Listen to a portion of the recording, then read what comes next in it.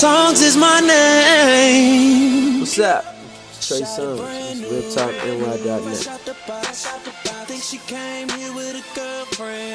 What's up? It's your girl Joy Daly, and I am in New York City, chilling with Trey Songz, the one and only. How are you doing today? How are you? I'm good. So I'm wanting to know about this new album that is dropping. I think I overheard you saying it's dropping in August. August 4th. It's entitled Ready. Got a lot of great producers on there. Stargate, who produced the first single, I Need a Girl. Troy Taylor, of course. Brian Michael Cox. Jermaine Dupri. Jonte Austin co-executive produced the album. Eric Hudson. Sean Grant. A lot of great people on there. Myself. What would you say is like the difference, or was there any growth between the last album and this new album you're about to drop? The difference between the albums is substantial growth, whether it be vocally, whether it be the songs I choose, and I think this album is the album that covers all the areas of music I do, like, which is vast, from mixtapes to R&B to the Last Time's Gotta Go, whatever song, you know, it's a wide variety of songs. I think cohesively it brings all those worlds together, like even the things I do on hip hop hooks, and I think it's done in a way such as that it flows. The song that you have out now, it's a line in there that really got me like, I wonder what that means. You said it's lonely.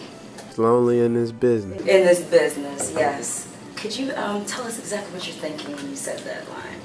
I mean, when you look at the life of an entertainer or a performer, all you see is the lights, you see the glamour, you see the glitz, you see the videos, you see the women, the jewelry, the clothes, the cars. And the reality of it is it's a lot of work. It's not a lot of time for yourself, let alone time for you and someone else. And, you know, sometimes I could be in a club full of people and be alone. Sometimes, you know, because sometimes it's not what you want to do. You know what I mean? The reality of it is, even if it's your dream, like, you go to work some days and you're like, man, I gotta go to work. You know what I mean? And the same thing happened to me. You know what I mean? Sometimes I'd rather be laying down chilling. Like, and even though it's a million people screaming they love me, I feel that love. But at the same time, it's like, I'm here by myself. You know what I mean? And they love what they see. So do you think it's harder to like have that connection with someone working as much as you do? Most definitely.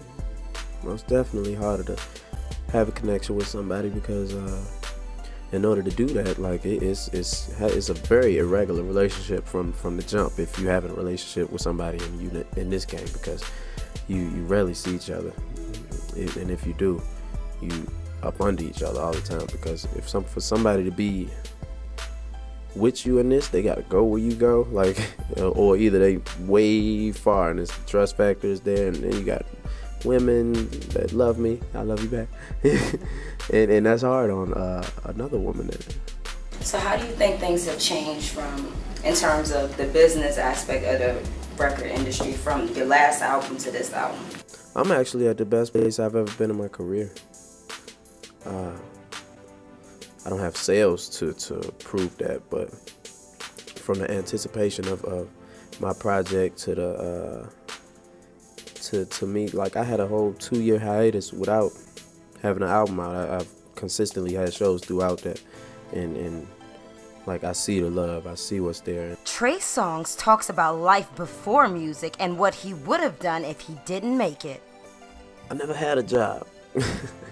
I cut hair, but I love to do it, so I never really looked at it as a job. Cause I'm an artist, like, I draw and stuff, so cutting hair was fun for me.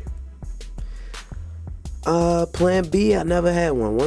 Before I started singing and before I met Troy Taylor, my mentor and advisor and producer, I never knew really what I wanted to do.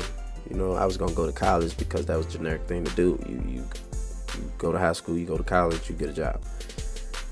And I wasn't really tripping on, I knew I had them 4 years, and my mom always told me, you get to school, it's not really, you go to school to figure out what you want to be. So if you don't know at that point, you initially get there, you might switch a major this many times. So I really wasn't focused on anything as far as goal oriented. I know I wasn't trying to be in Petersburg, Virginia stuck. But once I found my mentor Troy and discovered this love for music, I had my eyes set on that. Like I said, once I say I'm gonna go do something, I'm gonna do it. And so far I've been doing it. So for this new album, what direction are you going in, and what is your message to all your fans with this album? I think this album just shows the growth that an artist can have. I feel like my fans have seen me grow from day one to where I am now. And it's been like Big said one, like he said, climb the ladder to success, escalator style. And I think that's how my success rise has been. Some artists take the elevator. You know, they go straight up. So I've been riding the escalator, and I think I'm on my way to the top. You know, so I think this album represents the evolution, the growth. It's the most vast vast. Excuse me, I got like this little cold thing.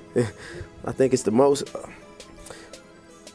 like from Gotta Make It to Trey Day, there was a growth there, and then from Trey Day to this album, I think it's the most vast showing of growth.